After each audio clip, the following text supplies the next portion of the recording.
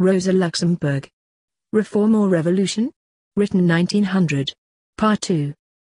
Chapter 10. Opportunism and Theory in Practice. Bernstein's book is of great importance to the German and the international labor movement. It is the first attempt to give a theoretic base to the opportunist currents common in the social democracy. These currents may be said to have existed for a long time in our movement, if we take into consideration such sporadic manifestations of opportunism as the question of subsidization of steamers.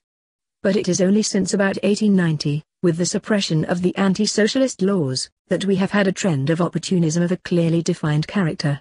Vollmer's state socialism, the vote on the Bavarian budget, the agrarian socialism of South Germany, Hein's policy of compensation, Sippel's stand on tariffs and militarism, are the high points in the development of our opportunist practice. What appears to characterize this practice above all? A certain hostility to theory. This is quite natural, for our theory, that is, the principles of scientific socialism, impose clearly marked limitations to practical activity, insofar as it concerns the aims of this activity, the means used in attaining these aims and the method employed in this activity. It is quite natural for people who run after immediate practical results to want to free themselves from such limitations and to render their practice independent of our theory. However, this outlook is refuted by every attempt to apply it in reality. State socialism, agrarian socialism, the policy of compensation, the question of the army, all constituted defeats to our opportunism. It is clear that, if this current is to maintain itself, it must try to destroy the principles of our theory and elaborate a theory of its own.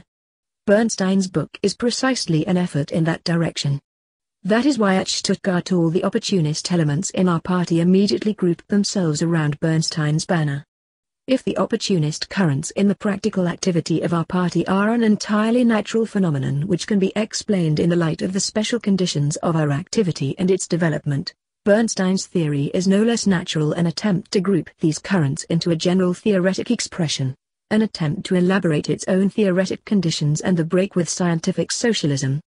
That is why the published expression of Bernstein's ideas should be recognized as a theoretic test for opportunism and as its first scientific legitimization. What was the result of this test? We have seen the result. Opportunism is not a position to elaborate a positive theory capable of withstanding criticism.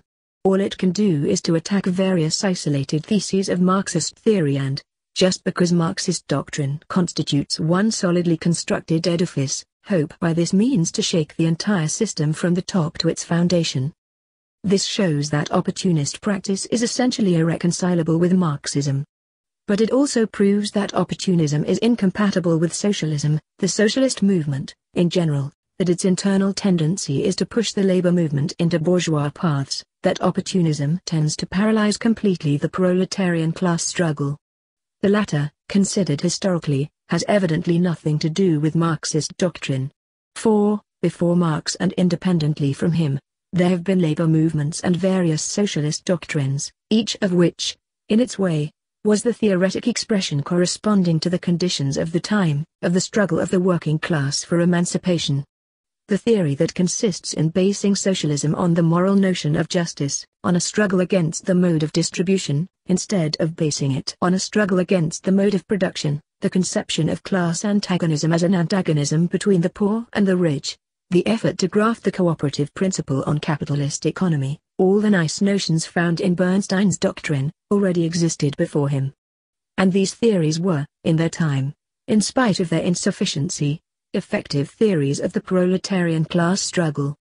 They were the children's 7 league boots thanks to which the proletariat learned to walk upon the scene of history. But after the development of the class struggle and its reflex in its social conditions had led to the abandonment of these theories and to the elaboration of the principles of scientific socialism, there could be no socialism, at least in Germany, outside of Marxist socialism, and there could be no socialist class struggle outside of the social democracy. Form then on, socialism and Marxism, the proletarian struggle for emancipation and the social democracy, were identical. That is why the return to pre-Marxist socialist theories no longer signifies today a return to the 7 league boots of the childhood of the proletariat, but a return to the puny worn-out slippers of the bourgeoisie. Bernstein's theory was the first, and at the same time, the last attempt to give a theoretic base to opportunism. It is the last, because in Bernstein's system, opportunism has gone, negatively through its renunciation of scientific socialism, positively through its marshalling of every bit of theoretic confusion possible, as far as it can. In Bernstein's book, Opportunism has crowned its theoretic development, just as it completed its practical development in the position taken by Sippel on the question of militarism, and has reached its ultimate conclusion. Marxist doctrine can not only refute opportunism theoretically. It alone can explain opportunism as an historic phenomenon in the development of the party. The forward march of the proletariat, on a world historic scale, to its final victory is not, indeed, so simple a thing. The peculiar character of this movement resides precisely in the fact that here, for the first time in history, the popular masses themselves, in opposition to the ruling classes, are to impose their will, but they must effect this outside of the present society, beyond the existing society. This will the masses can only form in a constant struggle against the existing order. The union of the broad popular masses with an aim reaching beyond the existing social order, the union of the daily struggle with the great world transformation, that is the task of the social democratic movement, which must logically grope on its road of development between the following two rocks, abandoning the mass character of the party or abandoning its fine lame, falling into bourgeois reformism or into sectarianism, anarchism or opportunism. In its theoretic arsenal, Marxist doctrine furnished, more than half a century ago, arms that are effective against both of these two extremes. But because our movement is a mass movement and because the dangers menacing it are not derived from the human brain but from social conditions, Marxist doctrine could not assure us, in advance and once for always, against the anarchist and opportunist tendencies. The latter can be overcome only as we pass from the domain of theory to the domain of practice, but only with the help of the arms furnished us by Marx. Bourgeois revolutions, wrote Marx a half-century ago, like those of the 18th century, rush onward rapidly from success to success. Their stage effects outbid one another. Men and things seems to be set in flaming brilliance. Ecstasy is the prevailing spirit, but they are short-lived. They reach their climax speedily and then society relapses into a long fit of nervous reaction before it learns how to appropriate the fruits of its period of feverish excitement. Proletarian revolutions, on the contrary, such as those of the 19th century, criticize themselves constantly interrupt themselves in their own course, come back to what seems to have been accomplished, in order to start anew, scorn with cruel thoroughness the half-measures, weakness and meanness of their first attempts, seem to throw down their adversary only to enable him to draw fresh strength from the earth and again to rise up against them in more gigantic stature, constantly recoil in fear before the undefined monster magnitude of their own objects, until finally that situation is created which renders all retreats impossible and conditions themselves cry out, Hic Rhodus, Hic Salta. Here is the rose. And here we must dance. 18th Brumaire. This has remained true even after the elaboration of the doctrine of scientific socialism. The proletarian movement has not as yet, all at once, become social democratic, even in Germany. But it is becoming more social democratic, surmounting continuously the extreme deviations of anarchism and opportunism, both of which are only determining phases of the development of the social democracy, considered as a process. For these reasons, we must say that the surprising thing here is not the appearance of an opportunist current but rather its feebleness. As long as it showed itself in isolated cases of the practical activity of the party, one could suppose that it had a serious political base. But now that it has shown its face in Bernstein's book, one cannot help exclaim with astonishment, "What?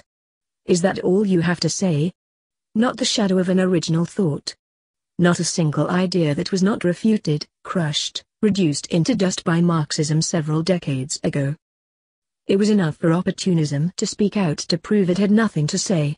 In the history of our party that is the only importance of Bernstein's book.